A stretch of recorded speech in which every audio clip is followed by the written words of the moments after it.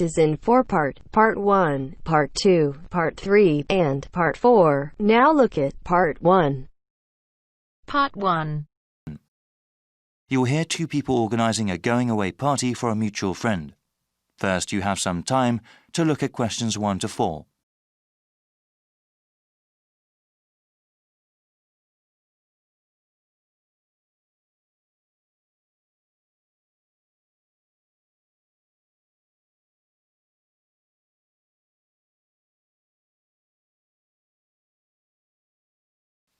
Now we shall begin. You should answer the questions as you listen, because you will not hear the recording a second time. Listen carefully and answer questions 1 to 4. Hey Bruce, looks like we got some planning to do for Albert's going away party, right? There are certainly some things we have to talk about now. Yeah, that's better than doing everything at the last minute. OK, so I can write some notes as we talk. Sure thing. So, when should we have the party? He goes to Thailand on the 26th of August. OK, let's have it on the 24th then. Yes, let me see. That's a Friday. That'd be perfect. Now, where should we have it? At a bar or a club? You know, I think he would like something really intimate, nothing too loud. A restaurant would be good. Maybe the Apple Tree Grill? Great place, sounds good. OK, now we have to think about who to invite. Well, his best friend from college. Sure. And his cousins? Right. Oh yes, his co-workers. Yeah, OK, his co-workers and his boss. Any other people?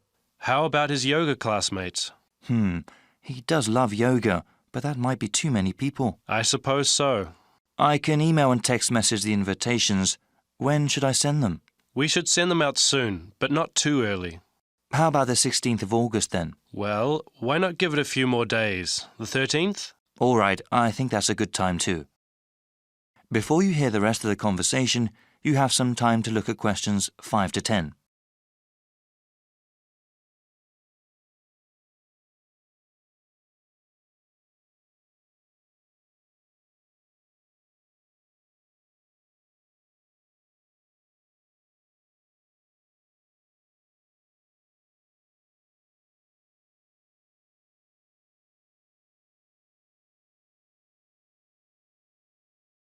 Now listen and answer questions 5 to 10. OK now, we have to think of a gift. Should we all get one? No, I was thinking we could all give money for the party and the gift. You know, something really nice. Yeah, that'd be better than getting him little things individually. I can ask for the money. Thanks for doing that. How much should we ask for? I think we should ask for maybe $15 each. Is that too much? No, not at all. He's going away for 2 years.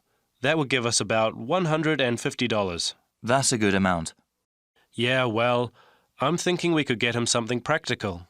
Yes, especially since he's going abroad. Something he could use, something that's also portable. We could get him an article of clothing, perhaps, or maybe even a pair of shoes. Shoes are nice, but they might wear out easily, especially where he's going. Maybe a book light? A what? Yeah, he loves to read, and a book light would be very convenient when he travels. OK, that's one good gift idea. Did you write that down? Yep. Now, we need to think about reservations at the restaurant.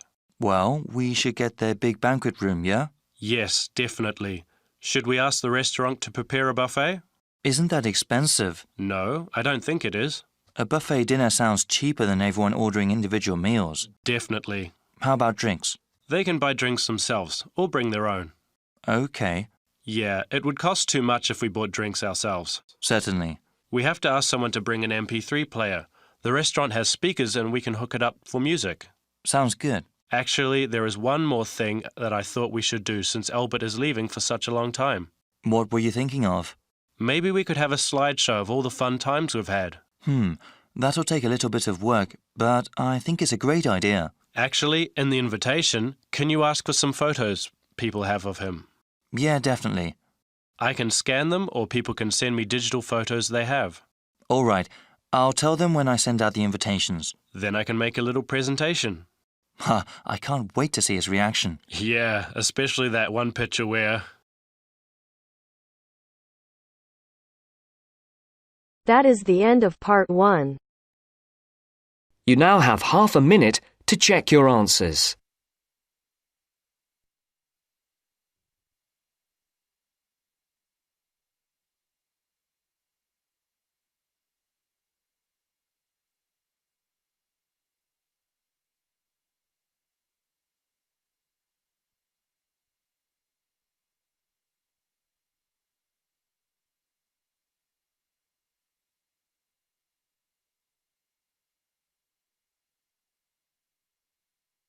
Now turns to Part 2. Part 2. You will hear a speaker talking about saving energy in the home. First, you have some time to look at questions 11 to 12.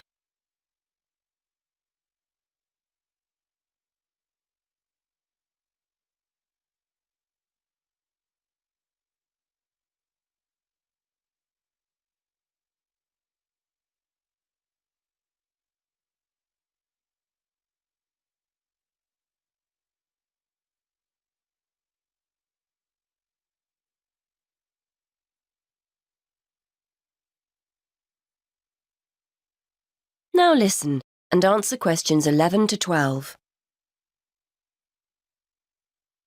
Many thanks for inviting me along to talk about saving energy in the home. This is a key issue for many people who now find themselves on tight budgets. So today I'd like to spend a few minutes going through some simple tips to help keep those energy bills to a minimum. I'll start with some easy, cheap ideas before talking about more major solutions later. I think we're all aware of the importance of insulating our homes, and although I'd advise you to get it done, I appreciate it can sometimes be inconvenient to have building work carried out. And though they're growing in popularity, having solar panels installed on the roof isn't a cheap enough option for many of us to consider seriously. So what other steps can we take? Well, most people will make a point of turning the heating down when temperatures outside rise, but they ignore other equally useful ways of saving energy when they're making dinner or doing their weekly laundry. Before you hear the rest of the talk, you have some time to look at questions 13 to 20.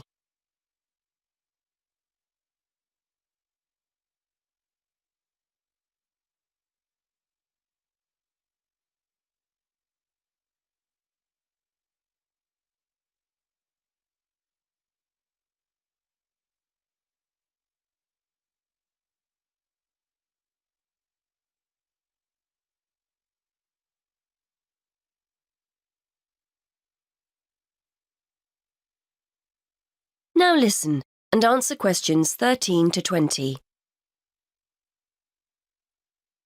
If you're living in a relatively new apartment or house, you're probably blessed with a cosy, draft-free living space. But for those of us in older properties, the chances are there are gaps all over the place where cold air is getting in. Walk around your home and place the back of your hand around window frames. Can you feel cold air coming in from outside? Get down on your knees at the doors. Is there a draft at floor level? Fix these drafts with some cheap draft excluders and savings in heating bills will begin straight away. And are you using the latest energy-saving light bulbs? I'm not recommending you go around your entire property throwing out older ones and replacing them all immediately.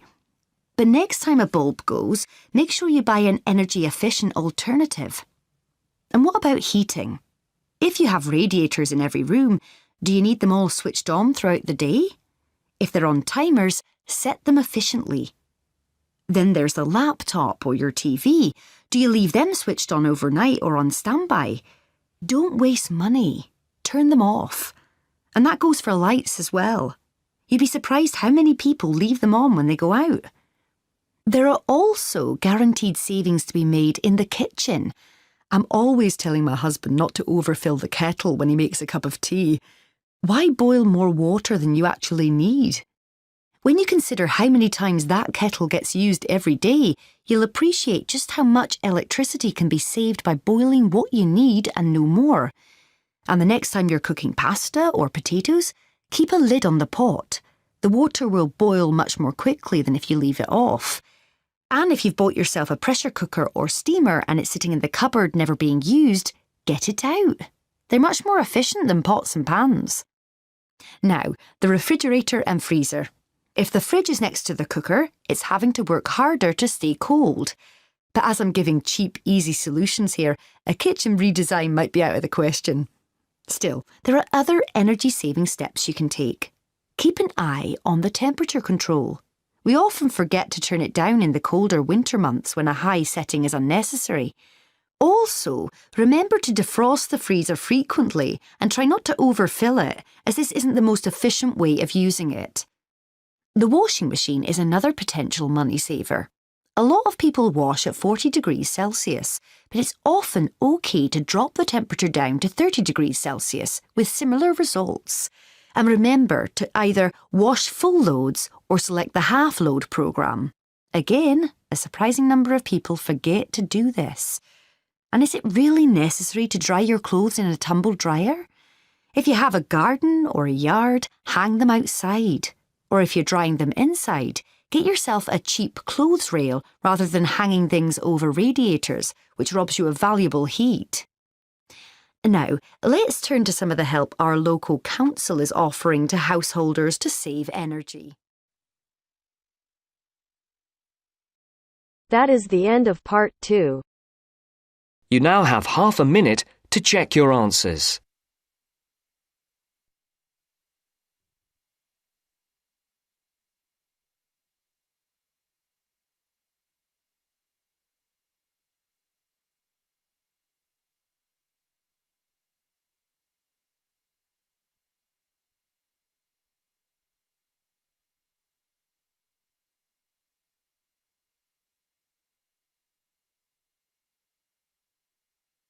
Now turns to part 3. Part 3. You're going to hear an explanation of how a school chancellor will be chosen. The chairman is explaining the process to 2 students, Sarah and Arnold. First, you have some time to look at questions 21 to 25.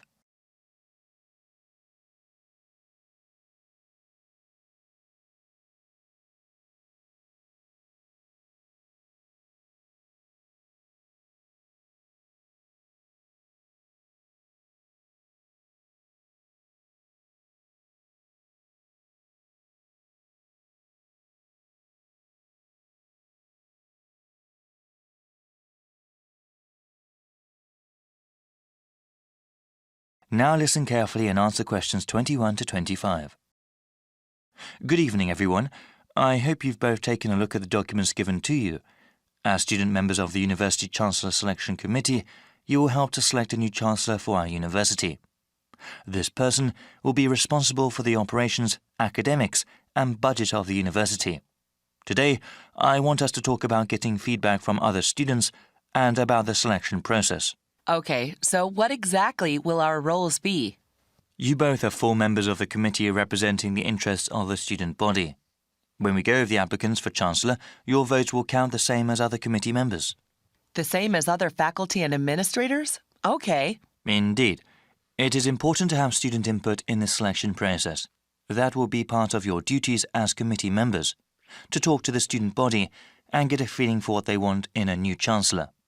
You will report back to me, the committee chairman, and then talk to the rest of the committee. I suggest that you contact the student newspaper and ask them to do some sort of survey. You both can also talk to the heads of various student organisations and gauge their opinions. All right, what sort of questions should we ask? Well, if you know of any issues important to the student body as a whole, you can ask them about that. I know that there was a recent increase in student fees. Since the Chancellor is in charge of the budget process, he or she will certainly be involved with that. But that is one topic that everyone can be asked about. A question about financial issues? Okay. You also mentioned going to different student groups. I was wondering, would that be appropriate? If the Chancellor is the head of the whole university, is it that important to ask the opinions of a smaller individual organisation? Definitely. They may be smaller organisations, but they often represent a wide number of students. It would be in the best interests of the school to have a Chancellor that understands the needs of not just the community as a whole, but of the different parts that make up that whole. I see. I guess it would be best to contact the leadership group of each club and group. Yes, actually, that would probably be the most efficient way to get their opinion. Before you hear the rest of the explanation, you have some time to look at questions 26 to 30.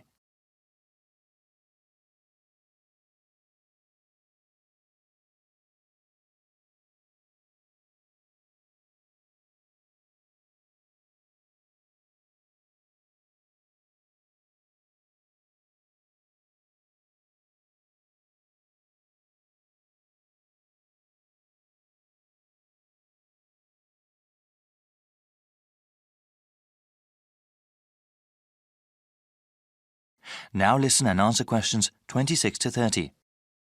After you get a feel for what the student body thinks, I would like you to create a report for me.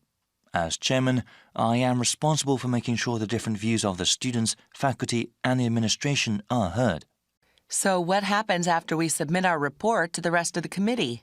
We'll start with the rest of the selection procedures. We have an open process, meaning anyone who wants to can apply to be Chancellor. That way, we will have the widest available pool to choose from. Of course, the first step will be to narrow down the field of applicants. Looking at their background and work experience, we will end up with 15 candidates. There will be further background checks on the remaining candidates.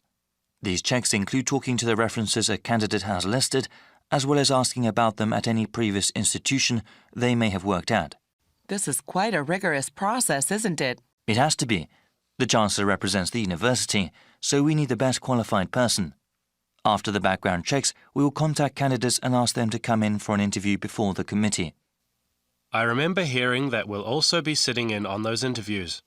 It'll be difficult to think of good questions to ask all those candidates. Well, I think the committee as a whole will do that. Okay. That sounds like the best way. Yes, it's quite a rigorous interview process. Each candidate will have to come in a second time. The final 5 candidates will then be asked to come in a third time and actually interact with some of the community members here. After the committee chooses the finalist, that one name will be sent to the Board of Trustees to be approved. They will also go over the candidate's material before having an up or down vote on him or her. Then that person becomes the Chancellor of the university? It is good to have so many people working together on this. I'm sure we'll find a great Chancellor. Yes, actually there are many interesting stories about past selection committees. That is the end of part 3. You now have half a minute to check your answers.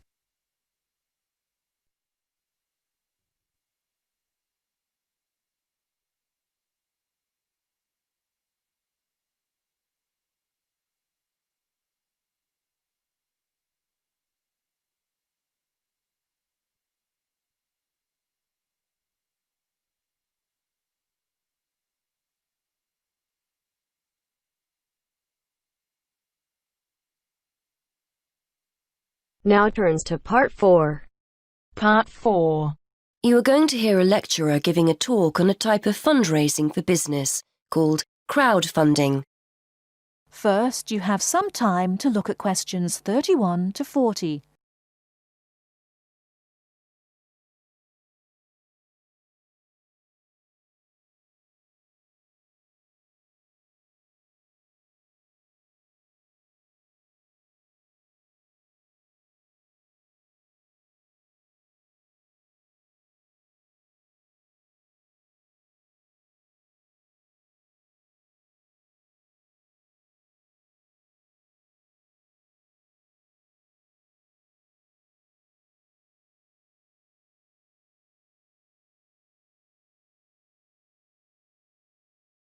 Now, listen carefully and answer questions 31 to 40.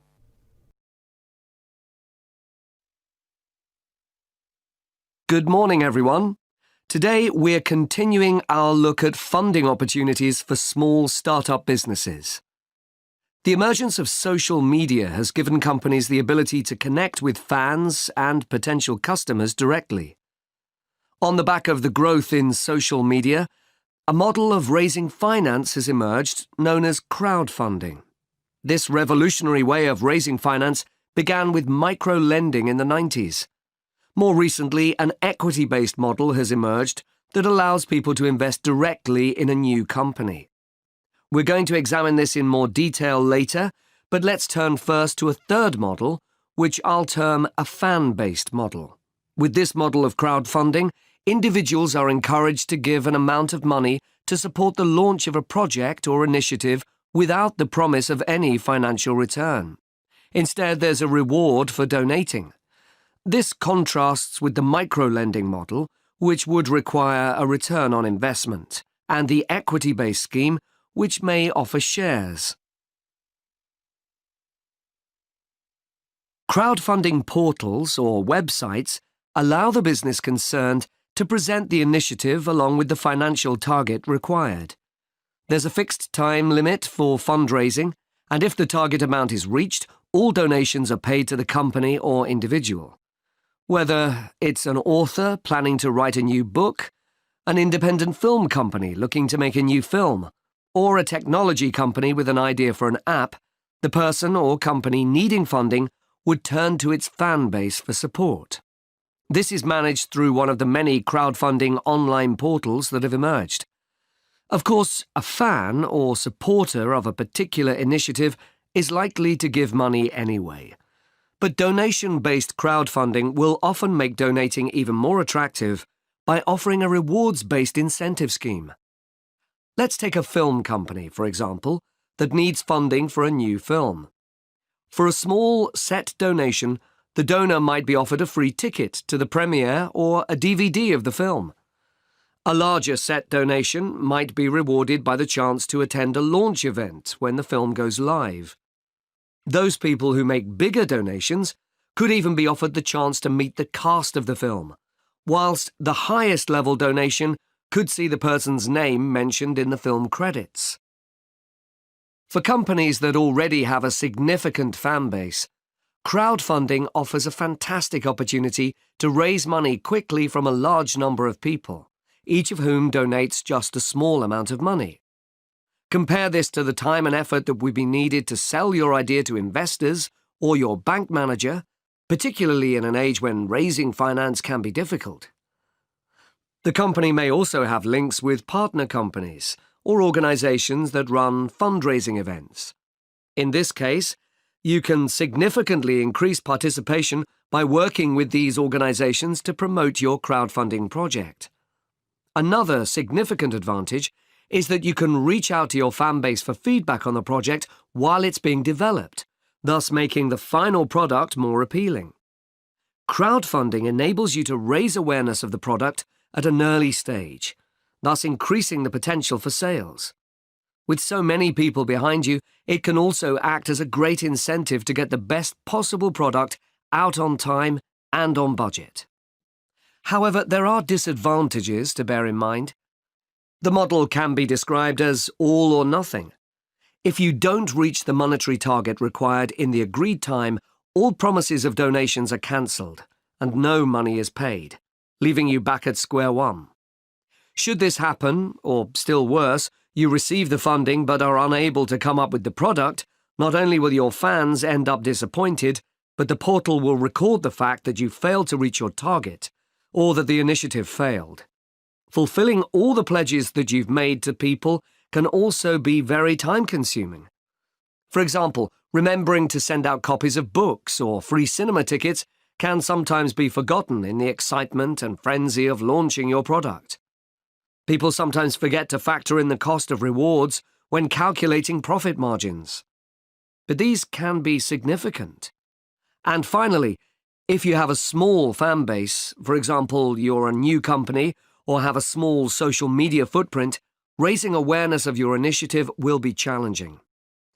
These drawbacks aside, donation-based crowdfunding is a wonderful opportunity for individuals or small startups to raise funds for that exciting new project whilst reaching out and connecting to the people who are most likely to support and promote your work for you. That is the end of part 4. You now have half a minute to check your answers.